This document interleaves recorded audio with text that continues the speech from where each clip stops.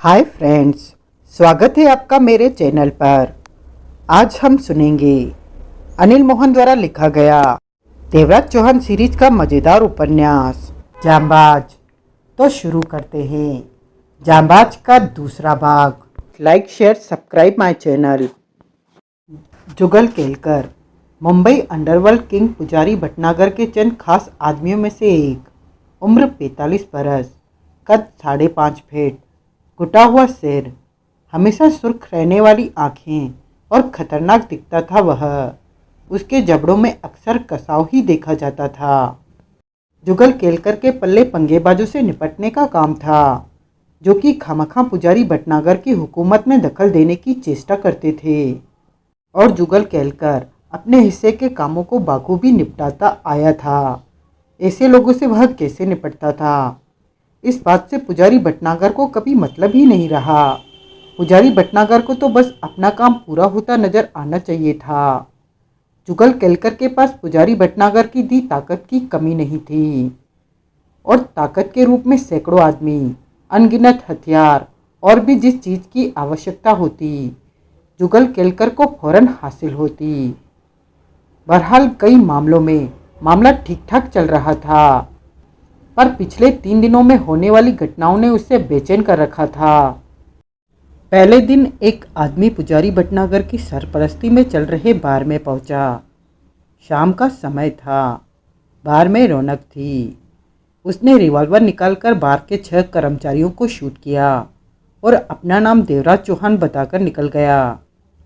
उसे मालूम हुआ उस घटना से पुजारी भटनागर के पाले में तगड़ी हलचल हुई, परंतु जैसे कि हमेशा की तरह सबको विश्वास था कि जुगल केलकर मामले को आसानी से हैंडल कर लेगा। जुगल केलकर तक भी देवराज चौहान की खबर पहुंच गई थी। उसने अपने 100 से ऊपर आदमी बॉम्बे में फैला दिए, हथियारों सहित कि देवराज चौहान को तलाश करके उसे फौरन शूट कर दिया जाए। सब खुखार का रूप धारण किए देवराज चौहान की तलाश में लग गए। बड़े पैमाने पर देवराज चौहान की तलाश हुई, परंतु देवराज चौहान के बारे में कोई खबर हासिल नहीं हुई। दूसरे दिन देवराज चौहान ने डंके की चोट पर भटनागर शिपिंग कंपनी के मालवाहक जहाज को बम से उड़ा दिया और उसमें मौजूद बेशकीमती सामान डूब गया। देवराज चौहान किसी के हाथ नहीं आया। जुगल केलकर ने देवराज चौहान की तलाश में जमीन आसमान एक करवा दिया। तीसरे दिन तो देवराज चौहान ने मौत का नंगा नाच सबको नचवा दिया। हालांकि तीसरे दिन की घटना में देवराज चौहान का नाम सामने नहीं आया था, परंतु 2+2 वाले हिसाब से स्पष्ट था कि यह भी देवराज चौहान का ही काम है। राज पाटिल वाला ऑफिस उड़ा दिया गया। पाटिल के साथ वहां मौजूद सबको अपनी जान गंवानी पड़ी, जो कि करीब 50 के आसपास थे। मुंबई पुलिस वहां मक्खियों की तरह भिनभिना रही थी। 5-7 बचे लोगों में वे 2 दरबान भी थे। उनसे हुलिया पूछने पर मालूम हुआ कि टोनी जैक्सन के रूप में आने वाला देवराज चौहान ही था, और यह खबर मुंबई पुलिस के कानों तक भी पहुंच गई कि बर्बरतापूर्ण यह कारनामा देवराज चौहान जैसे जांबाज दरिंदे का है। जुगल केलकर ने अपने सब साथियों को हुक्म दंदना दिया, चाहे जैसे भी हो, देवराज चौहान को ढूंढकर उसे शूट करो। उसकी लाश सड़क पर फेंक दो ताकि दूसरों को सबक मिल सके। केलकर के खूनी सिपाही हथियारों सहित बॉम्बे की सड़कों पर निकल गए। जुगल केलकर पागलों के भांति घंटा भर अपने ऑफिस में घूमता रहा। कालीन को इस तरह रोनता रहा जैसे वह कालीन न होकर देवराज चौहान हो। इस पर भी उसको तसल्ली न हुई तो आगे बढ़कर उसने रिसीवर उठाया और नंबर डायल किए। अगले ही पल लाइन मिल गई। हेलो, मैं केलकर, जुगल बेसब्री से बोला। 1 मिनट, कुलवंत साहब को बुलाता हूँ। दूसरी तरफ से आवाज़ आई। केलकर होठ बीचे रिसीवर को मुट्ठी में पकड़े खड़ा रहा। चंद ही पलों में कुलवंत की आवाज़ उसके कानों में पड़ी। केलकर, मैं कुलवंत। कुलवंत, जुगल ने कठोर स्वर में कहा। यह सब क्या हो रहा है? अब मैं क्या कहूँ? कुलवंत का स्वर धीमा हो गया। तुम नहीं तो क्या मैं कहूँ? जुगल केलकर दहाड़ा। कुलवंत की आवाज़ नहीं आई। कुलवंत, जुगल दहाड़ा। हाँ, देवराज चौहान से हमारा क्या वास्ता? कोई वास्ता नहीं। गलत, कोई तो वास्ता होगा, तभी तो वह हाथ धोकर हमारे पीछे पड़ा है। देखा नहीं तुमने, वह हमारे कितने बड़े बड़े नुकसान कर रहा है। खामखा तो करने से रहा। क्या कहते हो? बात तो जायज है। मालूम करो, सबसे मालूम करो, किसका पंगा देवराज चौहान से हुआ है। अच्छा, मैं ठीक 30 मिनट के बाद फ़ोन करता हूँ, कहने के साथ ही केलकर ने रिसीवर रख दिया। उसके चेहरे पर सख्ती छाई हुई थी। बिगड़े मामलों को संभालना उसके डिपार्टमेंट का काम था और वह इस मामले को नहीं संभाल पा रहा था। देवराज चौहान की कोई खबर उसे हासिल नहीं हो रही थी। आधे घंटे के बाद उसने कुलवंत को फिर फ़ोन किया। मालूम किया किसी का देवराज चौहान से पंगा नहीं हुआ। कुलवंत की आवाज़ आई। जुगल केलकर के होठों से गुर्राहट निकली। तो क्या देवराज चौहान पागल है? नहीं, उस जैसा इंसान पागल नहीं हो सकता। तो फिर वह हमारे रास्ते में क्यों आ रहा है? मैं क्या जवाब दूं? कुलवंत, जवाब मैं देता हूँ। जुगल केलकर की आवाज़ में दृढ़ता थी। देवराज चौहान के साथ किसी न किसी का पंगा लफड़ा अवश्य हुआ है, तभी वह हमारे पीछे पड़ा है।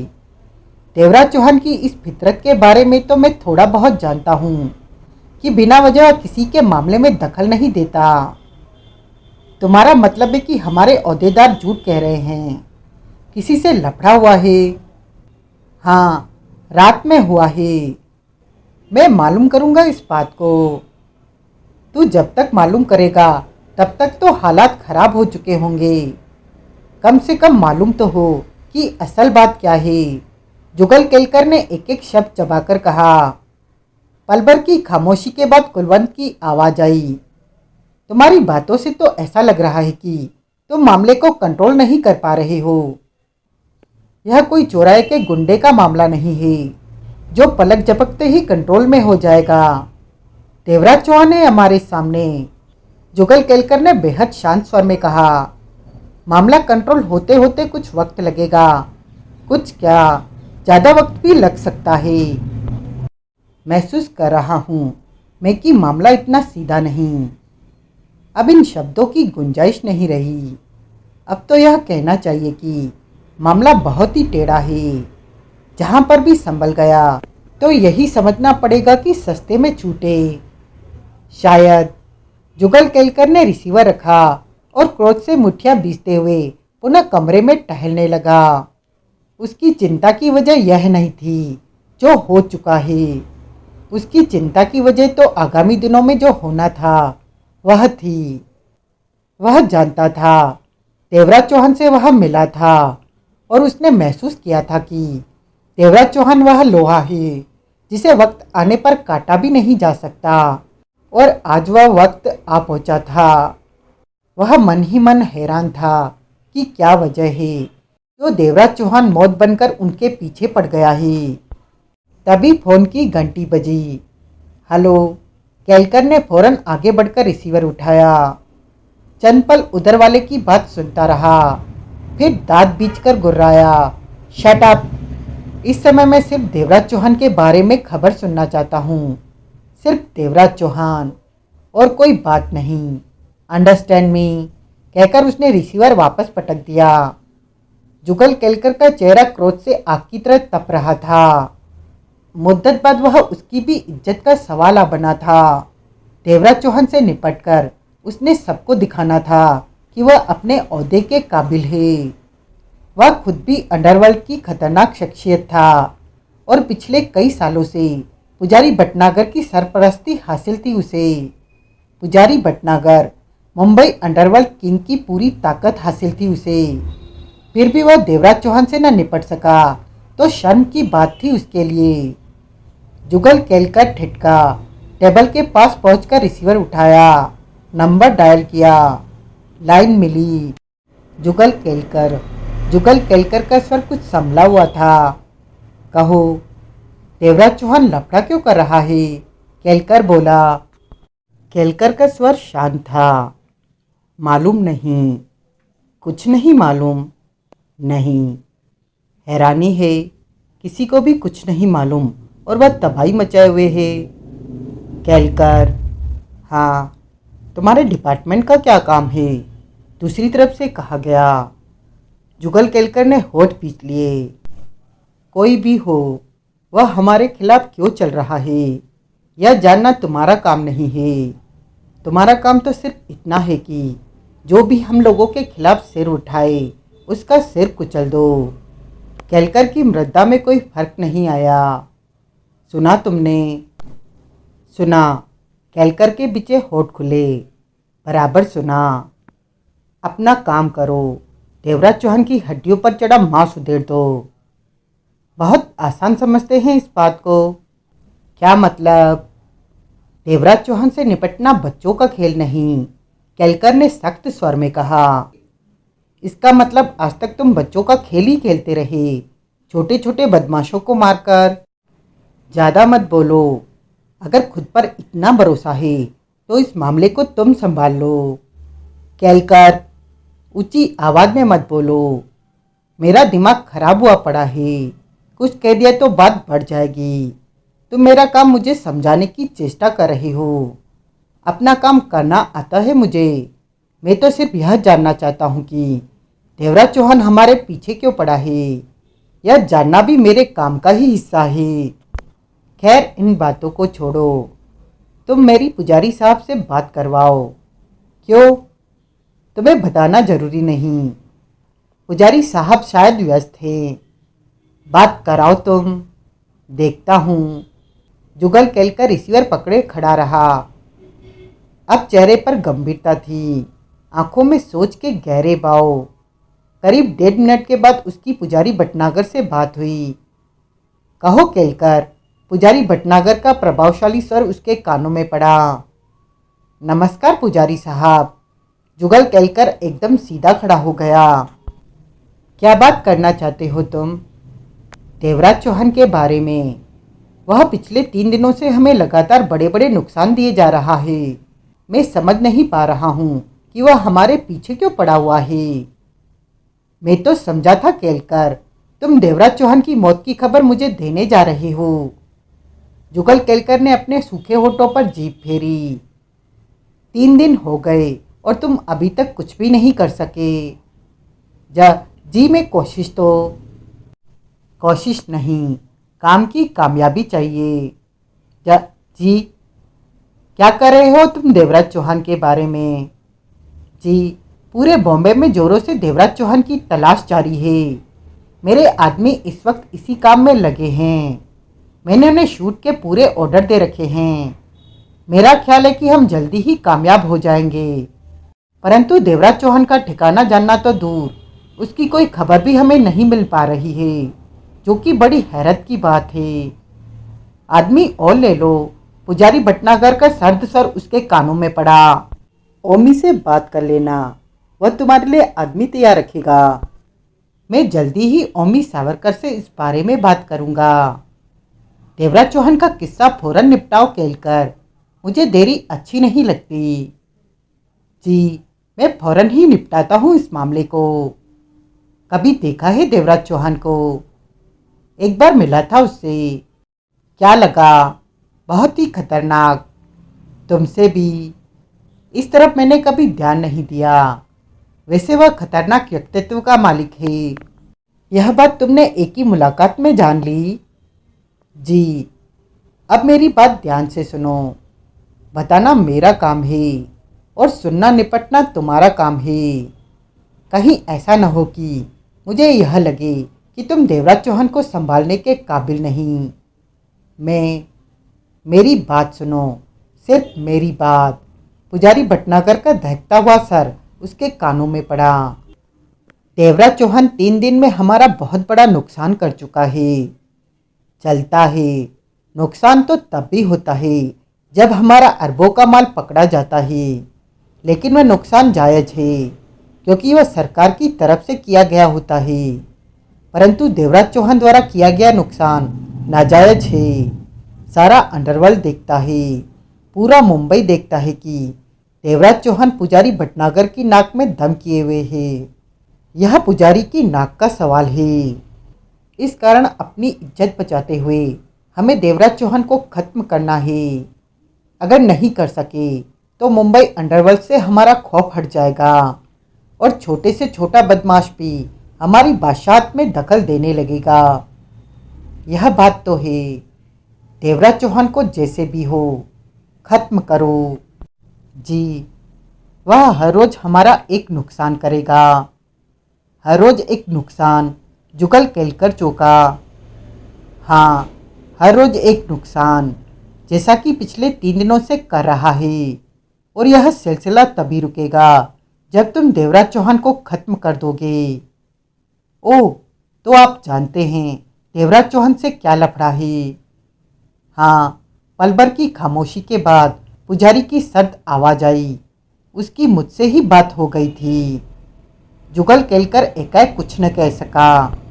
खत्म करो उसे। इन शब्दों के साथ ही पुजारी भटनागर ने रिसीवर रख दिया था। जुगल केलकर होठ सिकोड़े रिसीवर पकड़े काफी देर तक खड़ा रहा। उसका दिमाग तेजी से चल रहा था। देवराज चौहान को खत्म करना अब उसकी इज्जत का सवाल बन गया था। पुजारी भटनागर ने कभी भी उसे कुछ भी करने को नहीं कहा था। वह अपना काम बाखूबी निपटाता रहा था। परंतु आज पुजारी भटनागर ने इस काम को करने को कहा था। 5 मिनट पश्चात उसने पुनः नंबर डायल किए। लाइन मिली। हेलो। दूसरी तरफ से आवाज आई। थापड़ से मेरी बात कराओ, केलकर ने कहा। यह कोई टाइम है बात करने का?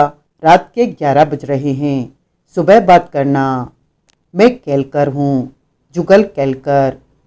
होगा भाई होगा, जुगल केल कहने वाला पल भर के लिए ठिठका।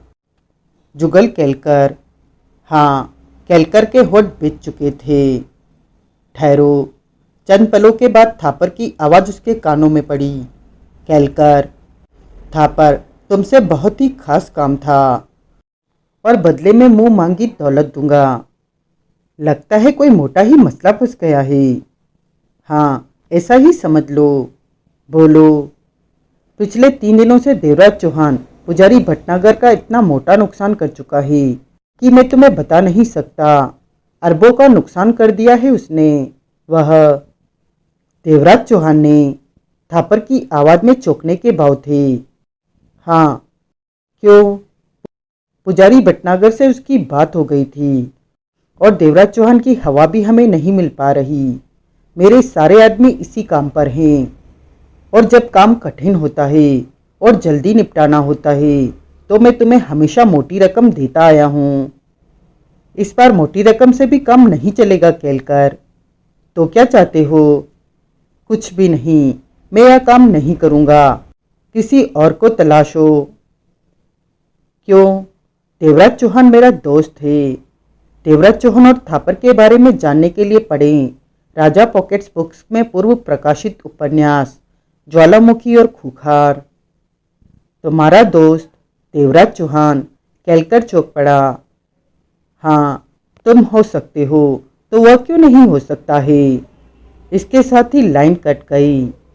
केलकर ने दांत बीच का रिसीवर रखा और इंटरकॉम का रिसीवर उठाकर कहा, बाहर चलना है, गाड़ी तैयार रखो। जुगल केलकर बुलेट प्रूफ कार में बैठा था। उसके अलावा कार में ड्राइवर और 2 गनमैन थे। पीछे आ रही कार में उसके 4 और गनमैन थे। कार खूबसूरत बंगले के सामने रुकी। हॉर्न बजा। दरबान कार के पास पहुंचा। कार में केलकर को देखकर बिना कुछ कहे उसने बंगले का फाटक खोल दिया। जुगल केलकर के बारे में थापर की तरफ से दरबान को हिदायत मिल चुकी थी कि वह आए तो उसे अंदर आने दिया जाए। दोनों कारें पोर्च में जा रुकी। 2 मिनट के बाद ही जुगल केलकर थापर के सामने था। थापर के जिस्म पर सिल्क का कीमती गाउन था और वह सिगरेट के कश ले रहा था। जुगल केलकर के होठों पर कड़वी मुस्कान उभरी। थापर, वह भी वक्त था जब तुम 5-10 हजार के लिए मेरे पास चक्कर लगाते थे और हर काम करने को तैयार रहते थे। फिर तुम जाने कहाँ गायब हो गए। करीब 1.5 साल के बाद लौटे तो बहुत पैसा था तुम्हारे पास। यह बंगला खरीदकर ठाठ से जिंदगी बिताने लगे। साथ ही मुझे यह भी मालूम है कि तुमने ड्रग्स के धंधे में अपने हाथ फैला रखे हैं। तो थापर ने उसकी आंखों में झांका। पुजारी साहब यह कभी पसंद नहीं करेंगे कि कोई और ड्रग्स के धंधे में आए। नहीं पसंद करेंगे तो वह इस मामले में किस किस से निपटते रहेंगे। कम से कम तुमसे तो निपट ही लेंगे। मुझसे ही क्यों? क्योंकि मैं तुम्हारे बारे में उन्हें खासतौर से खबर करूंगा। धमकी दे रहे हो? हाँ, इसलिए कि तुम्हारा देवराज चौहान वाला काम मैं नहीं कर रहा। बिल्कुल यही बात है, जुगल केलकर ने जहीले किंतु सख्त स्वर में कहा। थापर की आंखों में खतरनाक भाव चमक उठे। देवराज चौहान मेरा दोस्त है। होगा, परंतु वह हमारा दुश्मन है।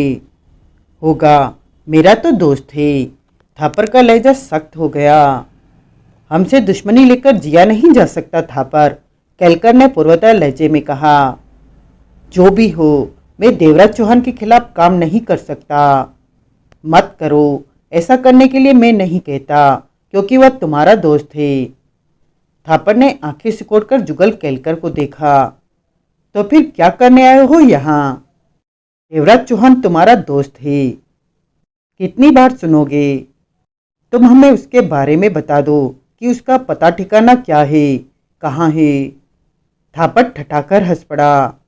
मैंने कोई मजाक तो नहीं किया जो तुम्हें हंसना पड़े, केलकर गुर्राया। वक्त बर्बाद कर रही हो। जाओ केलकर, अपना वक्त देवराज चौहान को ढूंढने में लगाओ तो शायद कोई फायदा हो जाए। थापर ने बात समाप्त करने वाले लहजे में कहा। तो तुम्हारा यह फैसला पक्का है कि देवराज चौहान के बारे में तुम हमारी सहायता नहीं करोगे? मैं जो कह दूं वह पक्का ही होता है केलकर, बार बार बात को दोहराओ मत। केलकर का चेहरा दहक उठा। थापर, अब तुम बहुत बहादुर हो गए हो। बॉम्बे में रहकर पुजारी भटनागर से नहीं डरते। मैं सिर्फ तुम्हारी खामखा की धमकी की परवाह नहीं कर रहा। यह खामखा की धमकी नहीं है। तुम शायद इसके अंजाम के बारे में ठीक ढंग से सोच नहीं पा रहे। जो वक्त न आए उसके बारे में मैं पहले नहीं सोचता। ठीक है, जुगल केलकर का स्वर सुलग रहा था। मैं तुम्हारे ड्रग्स के धंधे के बारे में पुजारी साहब को खबर करता हूँ, और जो खबर मैं करूँगा उस पर तुरंत कार्रवाई होगी थापर। पुजारी साहब वैसे भी पसंद नहीं करते कि इस धंधे में नए नए चेहरे आएं, और तुम तो काफ़ी पैसा लगाकर इस धंधे में आए हो। हमारी कई पार्टियों को चोरी छुपे तुमने माल सप्लाई किया है। मेरा इन बातों से कोई मतलब नहीं था, इसलिए मैंने पुजारी साहब से बात नहीं की थी। परंतु अब मतलब पैदा हो गया है, क्योंकि देवराज चौहान के बारे में तुम अपना मुंह नहीं खोल रहे। थापर के चेहरे पर सख्ती की चादर सिमट गई। जुगल, तुम जब से आए हो तब से मुझे धमकी दिए जा रहे हो। समझा रहा हूँ, मैं भी तुम्हें कुछ समझाऊं? समझा दो, देखूं तो सही आज थापर केलकर को क्या समझाता है। दांत बींचकर थापर पलटा और कुछ दूर मौजूद इंटरकॉम का रिसीवर उठाकर करीब आधा मिनट बात की, फिर रिसीवर रख दिया। केलकर उसे देखता रहा। थापर ने सिगरेट सुलगा ली थी। 5 मिनट तक उन दोनों के बीच कोई भी बात नहीं हुई। 6ठे मिनट केलकर के सब आदमी, जिनमें 6 गनमैन और एक ड्राइवर था, हथियारों के साए में हाथ ऊपर उठाए भीतर आए। पीछे थापर के आदमी थे, पूरे 12। इस नज़ारे को देखते ही जुगल केलकर सुलग उठा। केलकर, मेरे पास आदमियों की फौज है। मैं चाहूँ तो तुम सबको अभी शूट करवा सकता हूँ, और मेरे आदमी लाश ठिकाने लगाने में एक्सपर्ट हैं कि दोबारा लाश को कोई देख भी नहीं पाता। केलकर ने दांत किटकिटाए। यह बात मैं तुम्हें समझाना चाहता हूँ कि पहले की बात और थी, वह थापर और था, अब की बात और है। ड्रग्स के धंधे में मेरे पैर पूरे जम चुके हैं, जिसे उखाड़ पाना आसान नहीं है। अगर इस बारे में कोई कोशिश हुई तो सिवाय खून खराबे के और कुछ हासिल नहीं होगा। थापर को कुछ नहीं होगा, पुजारी को कुछ नहीं होगा, परंतु खामखा हमारे 50 आदमियों की जाने जाएंगी, जो कि मुझे अच्छा नहीं लगेगा। समझे? समझा। केलकर के जबड़ों में कसाव आया हुआ था। जाओ, अब जो ठीक समझना वही करना। जुगल केलकर ने कुछ नहीं कहा, जरा भी मुंह नहीं खोला। उसका एक शब्द भी थापर को क्रोध दिला सकता था और थापर का एक इशारा सबकी जान ले लेगा। इस समय उसका खामोश रहना ही उचित था। थापर के बारे में उसका अंदाजा सही नहीं था। उसके रंगढंग बता रहे थे कि वह काफी ताकत रखता है, परंतु वह इस बात से भी अच्छी तरह वाकिफ था कि पुजारी भटनागर की ताकत के सामने वह बहुत छोटा था। केलकर अपने आदमियों के साथ वहां से रवाना हो गया। थापर गंभीर था, आंखों में चिंता के चिन्ह उभर आए थे। कुछ देर सोचने के पश्चात उसने अपने खास आदमी को बुलाया, जो कि उसके सारे धंधे की देखभाल करता था और पूरी तरह से विश्वसनीय था। उसका नाम पंकज सूरी था। पंकज, थापर का स्वर शांत था। जी, जुगल केलकर को मैं अच्छी तरह जानता हूँ। वह खामोश नहीं बैठने वाला। उसका एक शब्द भी पुजारी को मेरे खिलाफ भड़का देगा और पुजारी भटनागर का मुकाबला हम किसी भी सूरत में नहीं कर सकते। उसके सामने हमारी हैसियत कुछ भी नहीं है। मसल देगा वह हमें। थापर ने सिगरेट का कश लेकर कहा। इस समय रात के 12-1 बजे हैं। 1-2 घंटे तक पुजारी का कहर इस बंगले पर बरस पड़ेगा और यहाँ जो भी होगा लोग उससे शूट कर देंगे। मुझे इसलिए शूट नहीं करेंगे क्योंकि मुझसे देवराज चौहान का पता जानना चाहेंगे। उस स्थिति में हम उसका कैसे भी मुकाबला करें, परंतु अंत में जीत उसकी ही होगी, क्योंकि वह पुजारी भटनागर है, मुंबई अंडरवर्ल्ड किंग। उसके पास भरपूर ताकत है, चलती है उसकी। यह बात तो सही है। मैं बेकार का मुकाबला करके अपने आदमियों की जान गंवाना नहीं चाहता। थापर ने पुनः सिगरेट का कश लिया। पंकज, तुम यहाँ से सबको निकाल लो और हमारे हर उस ठिकाने से आदमी निकाल लो जिसके बारे में लोग जानते हैं या पुजारी के आदमियों को मालूम हो सकता है, और उन सबको ऐसे ऐसे ठिकानों पर भेज दो जो हमारे गुप्त ठिकाने हैं। जी, शायद यही सब ठीक रहेगा। पंकज सूरी ने गंभीरता से सिर हिलाया। हमारे किसी ठिकाने पर ड्रग्स मौजूद है। जी हाँ, 2 जगह पर। अगर हो सके तो उसे भी वहाँ से हटा दो। मैं अभी इंतजाम करता हूँ। तुम अपनी जगह पर रहना। जरूरत पड़ने पर मैं तुम्हें फ़ोन करूँगा।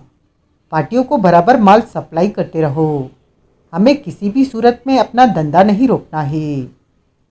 जी, लेकिन यह भी तो हो सकता है कि आपके बारे में कहकर कोई कदम न उठाए। थापर के होठों पर जहरीली मुस्कान उभरी। इस बारे में वह कुछ नहीं बोला। तुम्हें जो कहा है वही करो पंकज सूरी। पंकज सूरी फौरन वहाँ से निकल गया। आधे घंटे में ही बंगला खाली हो गया और सबके बाद में निकलने वाला खुद थापर था। उसके बदन पर कीमती सूट था। वह सतर्क नजर आ रहा था। कार को वह खुद ही ड्राइव कर रहा था। बंगले से 1 किलोमीटर दूर उसने सड़क पर कार रोकी और पैदल ही अपने बंगले की तरफ चल पड़ा। कुछ देर बाद वह अपने बंगले से कुछ दूरी पर आड़ में खड़ा था। यहाँ से बंगला स्पष्ट नजर आ रहा था। सिगरेट भी वह मुट्ठी में दबाकर पी रहा था।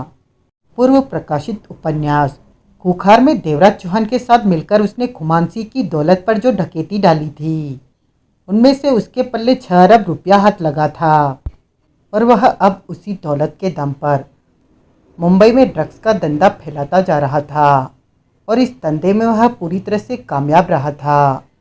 चाहता तो एक बार में ही ड्रग्स का धंधा हासिल कर लेता, परंतु ऐसा करने में खतरा था। अंडरवर्ल्ड की निगाहें भी उस पर टिकती और पुलिस की भी। गड़बड़ हो सकती थी कि एकाएक 1.5 सारा पैसा उसके पास कहाँ से आ गया। न पुलिस उसका पीछा छोड़ती, न अंडरवर्ल्ड के बड़े मगरमच्छ, क्योंकि उस स्थिति में उसने उनका ही धंधा छीना होता। इसी कारण थापर बेहद सावधानी से धीरे धीरे ड्रग्स के धंधे में पैरों को फैला रहा था ताकि सब कुछ स्वाभाविक लगे। ठीक 3 बजे थापर का इंतजार पूरा हुआ। कई गाड़ियों में भरकर आए पुजारी भटनागर के आदमियों ने उसके बंगले पर धावा बोला। 50 के करीब थे। गनों को थामे हुए बंगले में चले गए। 20 मिनट के बाद वे सब बंगले से बाहर निकले। स्पष्ट था कि उनके हाथ कुछ भी नहीं लगा था। बंगला तो आदमियों से बिल्कुल खाली था। थापर ने स्पष्ट पहचाना कि उन लोगों की अगुवाई पुजारी का खतरनाक प्यादा कुलवंत कर रहा था। उन सबके चेहरों पर खतरनाक भाव छाए हुए थे। थापर के चेहरे पर खतरनाक भाव नाच उठे। मन ही मन उससे खुशी थी कि उसका ख्याल सही निकला और समय रहते बंगला खाली कराकर उसने कईयों की जान बचा ली। परंतु वह पुजारी भटनागर जैसे खतरनाक आदमी से ठन गई थी और वह उसका पीछा छोड़ने वाला नहीं। उसके देखते ही देखते कुलवंत ने अपने 4 आदमी बंगले की निगरानी पर छोड़े। 2 बंगले के भीतर चले गए और 2 गेट के करीब। इसके साथ ही कुलवंत अपने आदमियों के साथ गाड़ियों में बैठकर वहां से चला गया। थापर अपनी जगह से हिला। सुबह के 4 बजे थे। दिन चढ़ने के पश्चात सुबह 8 बजे तक थापर को महसूस हो गया कि पुजारी भटनागर के आदमी जगह जगह उसे तलाश कर रहे हैं। थापर के होठों से गहरी सांस निकल गई। बैठे बिठाए मुसीबत पीछे पड़ गई थी। थापर ने मन ही मन निश्चय किया कि जुगल केलकर की अक्ल ऐसी ठिकाने पर लगाएगा कि उसका अगला पिछला सब भूल जाएगा। थापर ने अपनी कार स्टेशन की पार्किंग में खड़ी कर दी। कार साथ रखना उसके लिए खतरे का सौदा था। कार द्वारा वह पहचाना जा सकता था। वहां से उसने पंकज सूरी को फोन किया। उसकी आवाज़ सुनते ही पंकज सूरी की आवाज़ उसके कानों में पड़ी। थापर साहब, आप ठीक हैं? हाँ, बिल्कुल ठीक हूँ, तुम फिक्र मत करो। माल हटा लिया था? जी हाँ, वह काम तो रात को ही निपटा दिया गया था। गुड। आप कहाँ हैं? मैंने हर ठिकाने पर फ़ोन करके आपके बारे में। मैं किसी ठिकाने पर नहीं हूँ, अभी कहीं पर नहीं पहुँचा, सड़क पर हूँ। पुजारी के आदमी आपको जगह जगह ढूंढते फिर रहे हैं। वह मालूम है मुझे। आपके लिए हर तरफ भयानक खतरा है। जान का खतरा। जान का खतरा तो हम जैसे लोगों को हमेशा ही होता रहता है। इसकी मुझे कोई परवाह नहीं।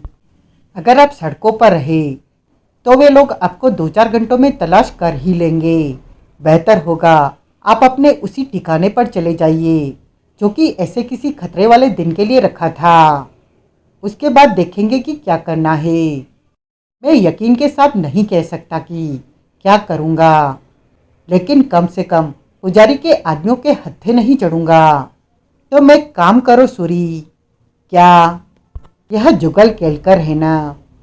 हरामी की औलाद, हरामजादा, थापर गुर्राया। तुम सावधानी से उस पर नजर रखो। अपने लिए या अपने आदमियों के लिए बड़ा खतरा मोल मत लेना। अगर कभी मुनासिब मौका मिले तो कुत्ते को अपने हत्थे चढ़ाकर दबा लेना। समझे? समझा। मैं केलकर की खोपड़ी तोड़ देना चाहता हूँ। हरामजादे ने मुझ पर उंगली रखी है।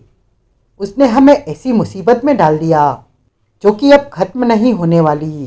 पुजारी हमारा पीछा नहीं छोड़ने वाला। पंकज, बहुत लंबा ही चलेगा यह मामला। शायद हमारी मौतों पर ही इस सिलसिले का अंत हो। खैर, तुम अपना भी ध्यान रखना। तुम अपना भी ध्यान रखना सूरी। पुजारी के आदमी तुम्हें भी निशाना बनाएंगे।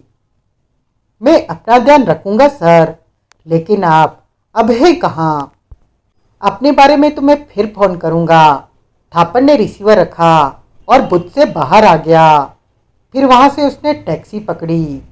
जुहू के इलाके में आकर टैक्सी छोड़ी और पैदल आगे बढ़ गया। किसी भी तरह के खतरे के प्रति और अपना पीछा किए जाने के प्रति वह पूरी तरह से सतर्क था। करीब आधा घंटा चलने के पश्चात थापर एक विशाल और खूबसूरत बंगले के सामने ठिठका। इस बारे में वह पूरी तरह से आश्वस्त था कि उसका पीछा नहीं किया जा रहा। फिर आगे बढ़कर बंगले के फाटक के करीब आ पहुंचा। फाटक पर मौजूद दोनों दरबानों की प्रश्न भरी निगाह उस पर जा टिकी। थापर ने उनके कपड़ों में छिपी रिवॉल्वरों का एहसास पा लिया। क्या है? एक दरबान ने शांत स्वर में पूछा। तुम्हारे साहब से मिलना है। टाइम लिया है? दूसरे ने पूछा। नहीं। तो फिर साहब से मुलाकात नहीं हो सकती। मुझे मिलना है और हर हाल में मिलकर ही जाऊंगा, थापर ने दृढ़ स्वर में कहा। दोनों दरबानों की निगाहें मिली। आपका नाम? तुम साहब से बोलो, दोस्त आया है। दोस्त? यह क्या हुआ? तुम जाकर बोलो, फिर देखना क्या हुआ। अपना नाम क्यों नहीं बताते आप? दरबान का स्वर उलझन से भरा था। यही मेरा नाम है, दोस्त। दोनों दरबानों की आंखें फिर मिली। एक दरबान फाटक के साथ को लकड़ी के छोटे से केबिन में प्रवेश कर गया। दूसरा थापर का रास्ता रोके खड़ा रहा। केबिन में मौजूद इंटरकॉम से उसने बंगले के भीतर संबंध बनाया। जगमोहन ने रिसीवर उठाया था। साहब, दरबान बोला, कोई आपसे मिलना चाहता है। खुद को दोस्त कहता है। दोस्त? जगमोहन के स्वर में चौंकाहट थी। लेकिन अपना नाम क्या बताता है? कहता है यही मेरा नाम है। जगमोहन का स्वर गंभीर था। ठहरो, मैं बाहर निगाह मारता हूँ। गेट पर है वह? जी हाँ। उसके बाद करीब आधे मिनट बाद उसकी आवाज़ उभरी। भीतर भेज दो। वही जो बाहर खड़ा है। हाँ, कहने के साथ ही जगमोहन ने रिसीवर रख दिया था। दरबान ने भी रिसीवर रखा और केबिन से बाहर निकलकर उसके पास पहुंचा। जाओ, साहब आपको भीतर बुला रहे हैं। थापर ने भीतर प्रवेश किया और बंगले की तरफ बढ़ गया। जब उसने बंगले के भीतर प्रवेश किया तो ठिठक कर रह गया। सामने जगमोहन खड़ा था। दोनों कई पलों तक एक दूसरे को देखते रहे। तुम्हें यहाँ देखकर मुझे हैरानी हो रही है थापर, जगमोहन बोला। आना पड़ा। यह जगह तो मुझे कब की मालूम थी, परंतु कभी आने की जरूरत नहीं पड़ी थी। ड्रग्स का धंधा कैसा चल रहा है? तो तुम लोग भी मेरे बारे में पूरी खबर रखते हो, थापर मुस्कुराया। रखनी ही पड़ती है।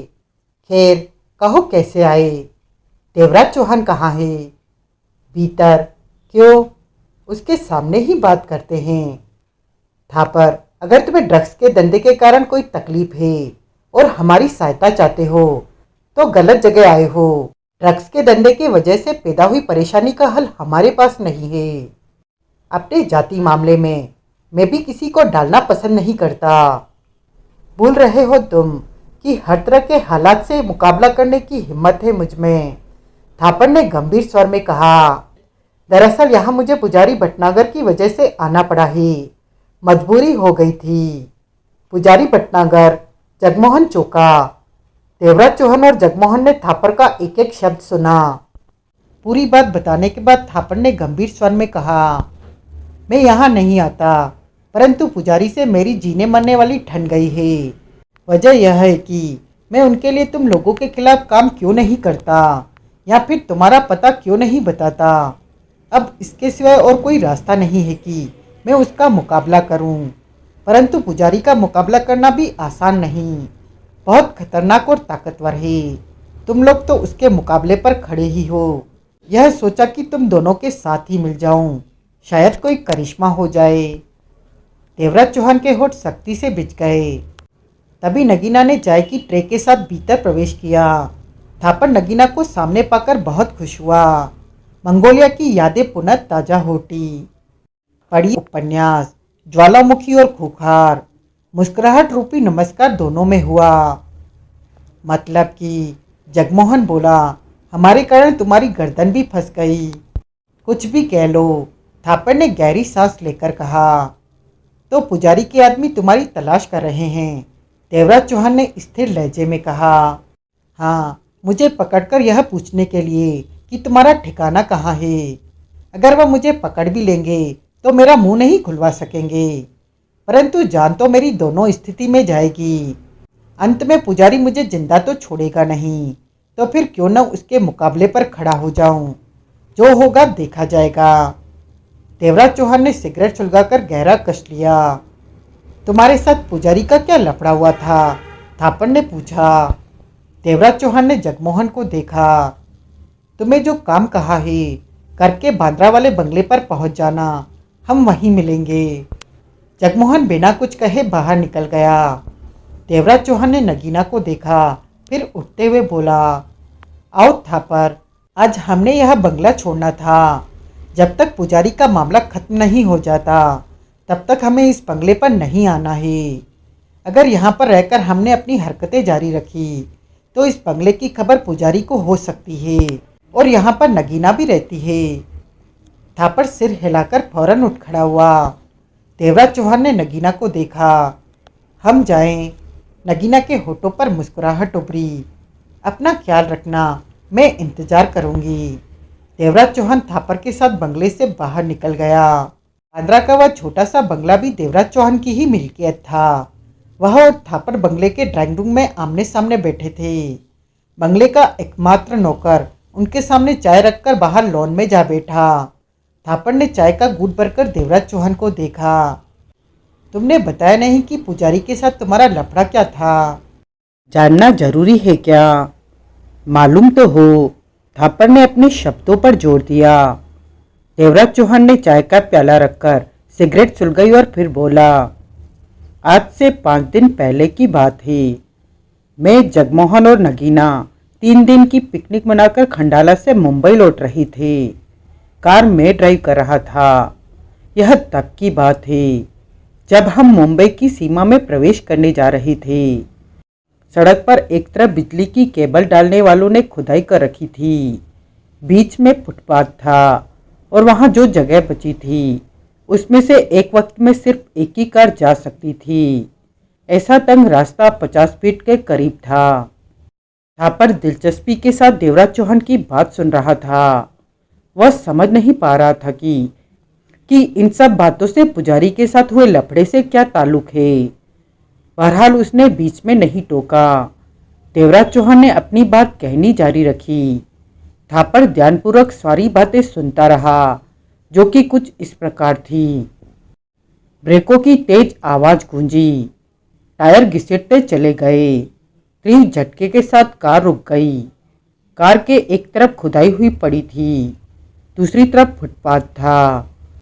उस 50 फीट लंबे, खराब और सकरे रास्ते का 35 फीट का खराब रास्ता देवराज चौहान की कार ने पार कर लिया था कि सामने से एक विदेशी कार ने आकर रास्ता रोक लिया था। इसी कारण एकाएक देवराज चौहान को कार रोकनी पड़ी थी। नगीना उसकी बगल में बैठी थी और जगमोहन पिछली सीट पर पसरा था, जो कि फौरन सीधा होकर बैठ गया था। क्या हुआ? जगमोहन के होठों से निकला। फिर सामने का नज़ारा देखकर कड़वे स्वर में कह उठा, उल्लू के पट्ठों को नजर नहीं आया कि हमारी कार रास्ता पार कर रही है। हमें निकल जाने दें। देखते हुए भी साला कार सामने ले आया। दिमाग खराब तो नहीं है ड्राइवर का? जल्लाकर कहते हुए जगमोहन ने कार का दरवाजा खोला कि देवराज चौहान कह उठा, बाहर निकलने की जरूरत नहीं है, बैठे रहो। लेकिन वह खुद अपनी कार पीछे करेगा, क्योंकि उसने गलत कार फंसाई है। देवराज चौहान ने शांत लहजे में कहा और निगाहें सामने वाली कार पर टिका दी। जगमोहन ने बड़बड़ाते हुए कार का दरवाजा बंद कर लिया। तभी सामने वाली कार का हॉर्न बजा। यह तो हमें पीछे हटने के लिए कह रहा है। नगीना ने मुस्कुराकर देवराज चौहान को देखा।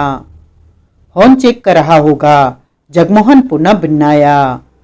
देवराज चौहान ने मुस्कुराकर नगीना को देखा, फिर कार का इंजन बंद करने के पश्चात सिगरेट सुलगाकर कस लिया। सामने वाली कार से पुनः हॉर्न बजा। बजाए जा, तेरे हॉर्न बजाने से हमारी कार खुद ब खुद तो पीछे होने से रही, जगमोहन बड़बड़ाया। नगीना ने जगमोहन को देखा, फिर मुस्कुराकर कार की तरफ देखने लगी। सामने वाली कार से इस बार लंबा हॉर्न बजा। नहीं मानेगा यह, जगमोहन कुड़कर बोला। तो तुम क्यों दुबले हुए जा रहे हो? नगीना उसको देखकर हंसी। मैं क्यों दुबला होऊंगा? यह लो, कहने के साथ ही जगमोहन सीट पर पसर गया। तभी अगली कार का ड्राइविंग डोर खुला और 40 वर्षीय व्यक्ति ने बाहर कदम रखा। उसने कीमती सूट पहन रखा था, आंखों पर काला चश्मा लगा रखा था वह सीधा उनकी कार के पास पहुंचा। उसके चेहरे पर सख्ती के भाव थे। करीब पहुंचकर उसने देवराज चौहान की आंखों में झांका। कार पीछे क्यों नहीं हटा रही? उसने एक एक शब्द चबाकर कहा। तुम कार को गलत लाए हो, देवराज चौहान ने शांत स्वर में कहा। हमारी कार खराब रास्ते को आधे से ज्यादा पार कर चुकी है। यह बात तुमने देखी भी। इस पर भी तुम कार को सामने ले आए। मुझे हिसाब मत समझाओ, हम जल्दी में हैं। कार को फौरन पीछे लो। देवराज चौहान अनिश्चित सा बैठा रहा। सुना नहीं तुमने? देवराज चौहान ने गहरी सांस लेकर उसे देखा। ठीक है, गलती तो तुम लोगों की है, लेकिन फिर भी मैं कार को बैक ले लेता हूँ, देवराज चौहान ने कहा और कार को स्टार्ट करके बैक गियर डाला। तभी पिछली सीट पर बैठा जगमोहन बोल पड़ा। जनाब, हम आपकी गलत बात मान रहे हैं, कम से कम शुक्रिया तो अदा कर दो। उसने झुककर पिछली सीट पर बैठे जगमोहन पर निगाह मारी, फिर सर्द लहजे में कह उठा। शुक्रिया तो तुम लोगों को करना चाहिए। क्यों, तुम लोग तोप हो? ऐसा ही समझ लो। मेरी बात मानकर तुम लोगों ने अपना बहुत भला किया है। देवराज चौहान ने कार का इंजन बंद कर दिया। उसकी आंखों में सख्ती और दरिंदगी के भाव विद्यमान हो गए थे। होठों में फंसी सिगरेट का कश लेकर उसे उंगलियों में ले लिया। इंजन क्यों बंद किया? कार को पीछे करो। उसने सख्त निगाहों से देवराज चौहान को देखा। कार यहीं रहेगी। क्या मतलब? हम अपना भला करने के मूड में नहीं है। साफ कहो, कहना क्या चाहते हो? उसके लहजे में खतरनाक भाव आ गए। तुम हम तीनों की लाशों को गड्ढे में फेंकोगे। फेंको। तुम अपनी मौत का मसला इकट्ठा कर रहे हो। तुम जो करना चाहते हो कर लो, हमारी कार यहीं पर रहेगी। उसके चेहरे पर क्रोध की सुर्खी फैलती चली गई। सोच लो, बाद में यह वक्त हाथ नहीं आएगा। तुम सिर्फ अपनी सोचो कि अब क्या करना है। वह पलटा और वापस अपनी कार के पास जा पहुंचा। पिछली सीट पर बैठे किसी व्यक्ति से आधा मिनट उसने बात की, फिर पुनः उनके पास आया। आओ, तुमसे बात करना चाहते हैं, वह बोला। कौन? पुजारी साहब, कार की पिछली सीट पर बैठे हैं। उन्हें यहीं ले आओ, देवराज चौहान ने स्थिर लहजे में कहा। क्या? वह चूका। अपने पुजारी साहब को यहीं ले आओ। तुम वहां चलो। मैं उनसे मिलने की जरूरत नहीं समझता। उन्हें जरूरत है तो यहाँ आ जाएं। दांत किटकिटाता हुआ वह वापस कार तक पहुंचा। पिछली सीट पर मौजूद व्यक्ति से बात की, फिर कार का दरवाजा खोल दिया। वह व्यक्ति बाहर निकला। 55 बरस का सेहतमंद प्रभावशाली व्यक्तित्व का मालिक, बदन पर सादी कमीज पैंट पहन रखी थी, गले में सोने की भारी चैन, हाथ की उंगलियों में हीरे और सोने की अंगूठियां, पाँव में कीमती जूते। कार से बाहर आकर उसने सिगरेट सुलगाई और कश लेकर उंगली से आंखों को मला। उसके सामने खड़ा व्यक्ति बेहद सतर्क नजर आ रहा था और अदब से भरी मृदा में खड़ा था। फिर कार से निकलने वाले ने पहली बार देवराज चौहान की कार की तरफ देखा। दोनों में फिर कोई बात हुई। उसके बाद वे कार की तरफ बढ़े। यह गधा अब हमसे क्या बात करने आ रहा है? जगमोहन ने मुंह बनाकर कहा। तुम्हारा नाम पूछने आ रहा है, नगीना ने मुस्कुराकर कहा। मेरा नाम इसे यहीं से बता दो, पास आने की क्या जरूरत है? शायद तुम्हारी तस्वीर भी लेना चाहता होगा, नगीना होले से हंसी। लेकिन मैं तस्वीर खिंचवाने के मूड में नहीं हूं। तब तक वे दोनों पास आ पहुंचे थे। देवराज चौहान की एकटक निगाह उन पर ही थी। उसने भरपूर निगाहों से देवराज चौहान को देखा, फिर ड्राइविंग डोर के करीब ही कार की बॉडी से टेक लगाकर सिगरेट का कश लेकर शांत स्वर में बोला। अब तक की बात को मैं इसलिए गंभीरता से नहीं ले रहा था क्योंकि तुमने अनजाने में कही। तुम हमारे बारे में नहीं जानते थे। अब मैं अपने बारे में बता देता हूँ, उसके बाद तुम फैसला कर लेना कि तुम्हें यहाँ से कार को बैक करना है कि नहीं। उसका लहजा बेहद शांत, उत्तेजना से परे था। देवराज चौहान की निगाह उस पर टिकी रही। मेरा नाम पुजारी भटनागर है, उसने पूर्वोत्तर लहजे में कहा। देवराज चौहान के चेहरे पर किसी तरह का भाव नहीं आया। बम्बई अंडरवर्ल्ड किंग हूं मैं। देवराज चौहान चौंका, उसकी आंखें सिकुड़ गई। जगमोहन फौरन सीधा होकर बैठ गया। तुम्हें हम लोगों की बात मान लेनी चाहिए, अपनी कार पीछे कर लो। देवराज चौहान ने सिगरेट कार के डैशबोर्ड में मौजूद एस्ट्रे में डाली और दरवाजा खोलकर बाहर निकल आया। पुजारी भटनागर उसी मृदा में खड़ा रहा। तुम लोगों की भाषा हम जैसे लोगों की दम पर ही टिकी है, देवराज चौहान ने उसकी आंखों में झांककर कहा। अगर हम जैसे 2-3 तुम्हारे पीछे पड़ गए तो तुम कहीं भी नजर नहीं आओगे।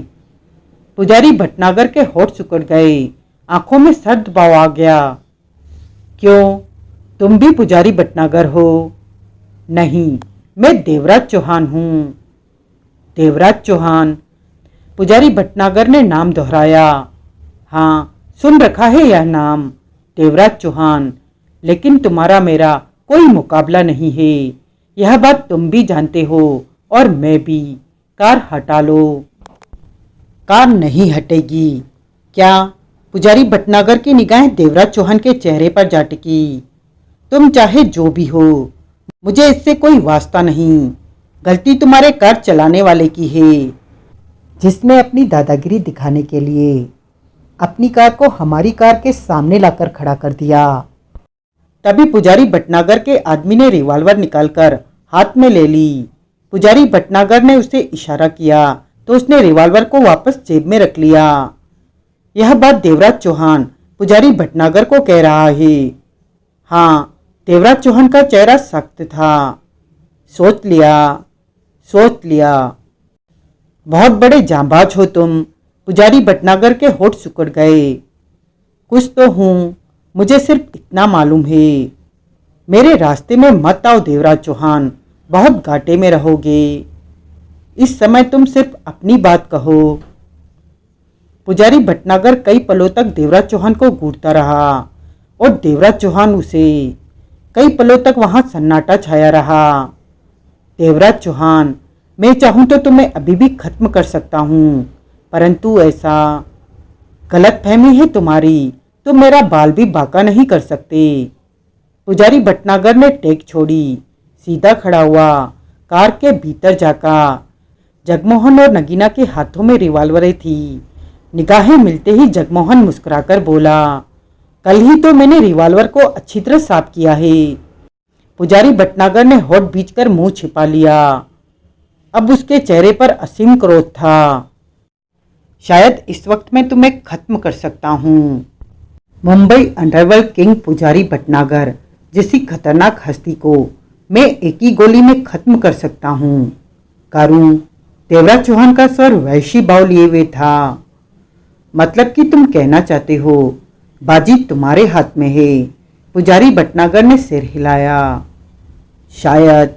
अगर तुमने कुछ करने की कोशिश की तो अपने आदमी के साथ मरोगे। दावे के साथ कहते हो, दावा ही समझो। पुजारी भटनागर ने सिर हिलाकर बगल में खड़े अपने साथी को देखा। यह क्या कहता है निरंजन दास? निरंजन दास ने बेहद हौले से सिर हिलाया। हो सकता है यह ठीक कह रहा हो। पुजारी भटनागर ने सिर हिलाकर पुनः देवराज चौहान को देखा। माना कि गलती से हम तुम्हारी जद में आ फंसे हैं, लेकिन हमें मारना फिर भी आसान नहीं। मैं तुम लोगों को शूट नहीं करना चाहता। अपनी कार सामने से हटा लो, गलती तुम लोगों की है। पुजारी भटनागर ने अपनी कार पर निगाह मारी। कार तो हट जाएगी, लेकिन मामला खत्म नहीं होगा। पुजारी भटनागर ने हारना नहीं सीखा। तो यह सब हमारे मामले की शुरुआत है। मैं पुजारी देवराज चौहान गुर्राया। पुजारी देवराज चौहान गुर्राया। तुम अंडरवर्ल्ड किंग की कुर्सी का दमखम मुझे समझाने की चेष्टा न करो। कहीं ऐसा न हो कि मैं तुम्हें पकड़कर इस कुर्सी से ही नीचे उतार दूं। पुजारी भटनागर मुस्कुराया। इतनी हिम्मत है तुझ में? मेरी हिम्मत ना ही देखो तो अच्छा है। क्यों मुंबई में खून खराबा करवाना चाहते हो? पुजारी भटनागर के होठों से बेड़िए की सी गुर्राहट निकली। खून की नदियों की मुझे परवाह नहीं। चाहते क्या हो? देवराज चौहान, अगर तुम इतने ही बड़े वास्तव में जांबाज हो तो मुझे मुंबई अंडरवर्ल्ड किंग की कुर्सी से हटाकर दिखाओ। अगर तुमने मुझे हटा दिया तो मेरी कुर्सी तुम्हारी, नहीं तो मैं तुम्हारा क्या अंजाम करूंगा यह बात बताने की तुम्हें जरूरत नहीं। पुजारी भटनागर मौत के से स्वर में बोला। मंजूर है, सरासर मंजूर है मुझे। कब से शुरुआत करोगे? कल से। पुजारी भटनागर, मैं हर रोज तुम्हारा एक नुकसान करूंगा, चाहे वह जैसा भी हो, और जब ठीक समझूंगा तो एक से ज़्यादा भी करना शुरू कर दूंगा।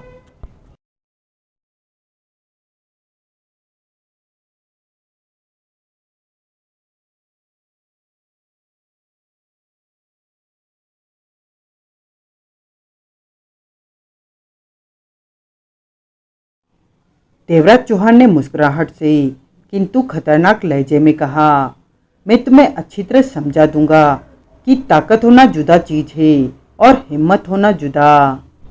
पुजारी भटनागर ने देवराज चौहान को घूरते हुए सिर हिलाया।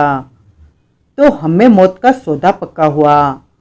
निरंजन दास जी, कार को पीछे हटा लो। निरंजन दास फौरन ही हुक्म की तामील में लग गया। देवराज चौहान और पुजारी भटनागर खामोश से एक दूसरे को देखते रहे। निरंजन दास ने कार को बैक करके पीछे हटाया तो देवराज चौहान वापस अपनी कार की ड्राइविंग सीट पर जा बैठा। कार स्टार्ट करके उसने मुस्कुराकर पुजारी भटनागर को देखा, जो खतरनाक निगाहों से उसे देख रहा था। फिर उसके देखते ही देखते देवराज चौहान ने कार आगे बढ़ा दी। Bye bye. जगमोहन कार की खिड़की से रिवॉल्वर वाला हाथ निकालकर लाते हुए बोला। जगमोहन की बाय बाय से पुजारी भटनागर के चेहरे पर कैसे भाव आए वह नहीं जान सका। कार काफी आगे निकल आई थी। इतना बताकर देवराज चौहान ने सिगरेट सुलगाई और थापर को देखा। थापर गहरी सांस लेकर सीधा होकर बैठ गया। यह तो कुछ भी न हुआ। मैंने कब कहा कि कुछ हुआ? देवराज चौहान के होठों पर मुस्कुराहट उभरी। यह तो पूछ की बात वाली बात हो गई कि मैं अंडरवर्ल्ड किंग पुजारी भटनागर हूँ और मैं देवराज चौहान हूँ। किसकी पूछ लंबी? थापर ने पहलू बदला। लगभग ऐसी ही बात है। देवराज चौहान ने सिर हिलाकर कहा। मैं इस मामले को आगे नहीं बढ़ाना चाहता था, परंतु पुजारी भटनागर ने जिस अंदाज में चैलेंज दिया था वह मुझे मानना ही पड़ा। मैं उसकी हेकड़ी खत्म कर देना चाहता हूँ। वह खुद को बड़ा दादा समझता है, तो फिर उसे बताना पड़ेगा कि दादे और भी हैं, और अब पिछले 3 दिनों से उसे यही समझा रहा हूँ। तुमने पुजारी का काफ़ी नुकसान किया है। हाँ किया है। जिस तरह वे लोग मेरे पीछे पड़े हैं उस हिसाब से तो स्पष्ट है कि वे काफ़ी बौखलाए हुए हैं। थापर ने पुनः पहलू बदला।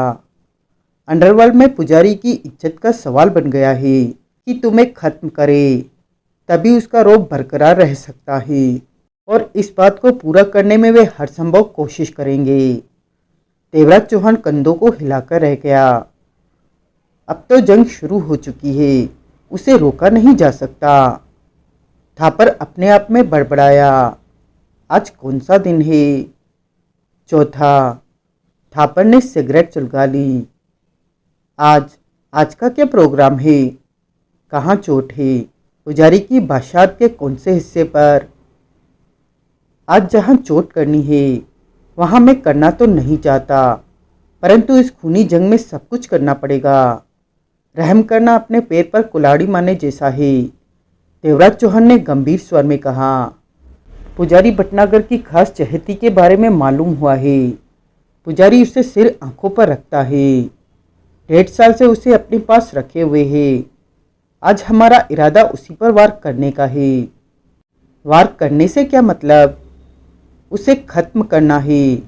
उसका नाम कमलेश मेहता है, और इस जंग में कमलेश मेहता हो या भटनागर का जहाज, हमारे लिए एक ही बात है। बस हमारे वार से पुजारी को चोट पहुंचनी चाहिए। थापर ने समझने वाले भाव से सिर हिलाया। देवराज चौहान, मत भूलो कि पुजारी को नगीना की भी खबर मिल सकती है। नहीं मिलेगी। मान लो मिल जाए तो वह नगीना को किसी हालत में नहीं छोड़ेगा। जंग में नफा और नुकसान नहीं सोचा जाता था, पर सिर्फ दुश्मन का नुकसान सोचा जाता है। देवराज चौहान ने एक एक शब्द चबाकर सख्त लहजे में कहा, पुजारी से मुझे हारना नहीं है, लेकिन एक एक बार करके तुम कब तक पुजारी का मुकाबला करते रहोगे? इससे तो जंग समाप्त नहीं होगी। पुजारी तुम्हारे सामने डटा ही रहेगा और मामला जितना लंबा चलेगा तुम्हारे लिए ही नुकसानदायक रहेगा। हो सकता है पुजारी का वार तुम पर सटीक बैठ जाए। थापर ने उसे देखा। ठीक कहते हो तुम, लेकिन मैं इस मामले को लंबा नहीं होने दूंगा। जल्दी निपटेगा यह। देवराज चौहान ने थापर को देखा। पुजारी के बारे में तुम कुछ जानते हो क्या? कहाँ रहता है वह? नहीं जानता, लेकिन कोशिश करने पर जाना जा सकता है। तो कोशिश करो। थापर बिना कुछ कहे उठा और आगे बढ़कर फोन का रिसीवर उठाकर नंबर डायल किए। कुछ ही पलों उपरांत वह पंकज सूरी से बात कर रहा था। आज की कहानी बस यहीं तक। कहानी का अगला भाग जानने के लिए बने रहें मेरे साथ। अगर ये नावल आपको पसंद आया हो तो please like share subscribe my channel.